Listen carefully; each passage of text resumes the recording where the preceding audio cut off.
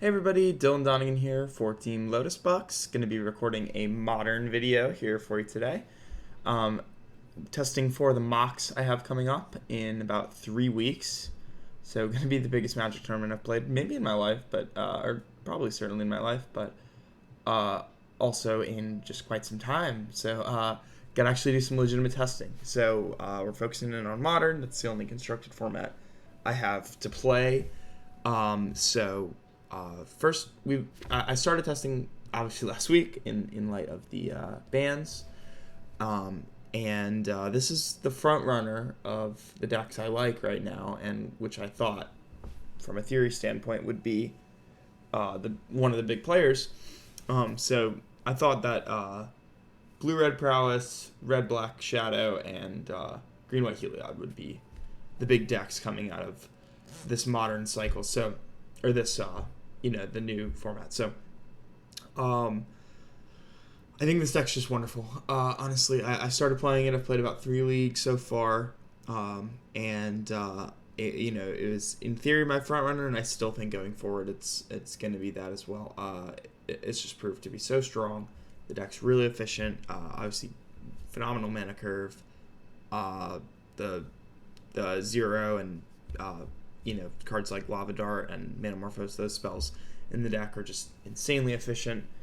Feels a little like blue-red Phoenix, not in terms of the power level necessarily, but in terms of the efficiency of the deck and like how it kind of feels playing against other decks in the format. You're casting 4 or 5 spells in a turn on turn 3, and they're stuck one spelling or whatever.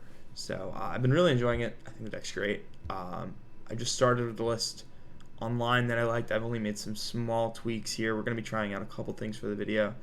Nothing major though. I added 1 sleight of hand. I wanted to play 2, but I couldn't figure out another cut. I've been relatively unimpressed with light at this stage. Honestly, it's just because you just want to cast your spells pre-combat, and you don't often get to do that with this one. So it kind of just lines up awkwardly. Hitting haste creatures, it doesn't really work well with the Stormwing Entity. It can be kind of awkward hitting a creature post-combat, of course. So I wanted to toy around with playing with sleight of hands. I want to play 2, but again, I didn't want to just cut the light up the stages. I think that's a little aggressive. I'm gonna just try 1 today. It's a little fun of, but see how it plays out. See if I like it. Maybe up the count going forward. Get more of a feel for light at the stage as well.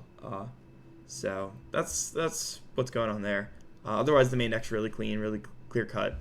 The 2 burst lightning 2 got shot as spare removal. I don't think you want to change those numbers. I was thinking about cutting a burst lightning for an extra one of these, but I just can't see it with Prowess and Shadow and Heliod being such a wide portion of the top deck. So main deck's pretty quick up. Sideboard wise, I just added 1 surgical. There was a Tormod's Crypt. I just think the spell's better. So that's the main justification for that. But otherwise, like noteworthy inclusions, I really like the Spell Pierces. We just haven't seen this card in a while, and it's just very efficient and allows you to kind of cover your bases in spots where Mystical Dispute wouldn't, like artifacts like Chalice or Bridge or different Planeswalkers. Even removal spells. So I've been pretty impressed with the Spell Pierces. I like them a lot.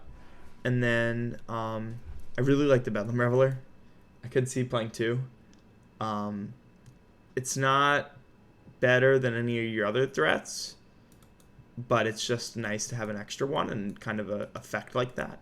So I could definitely see playing 2.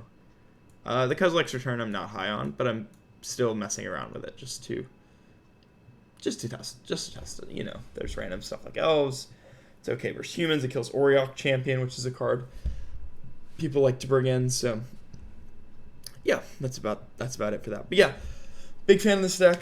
That's more or less my wrap for it in terms of talking about it. But let's get to the games.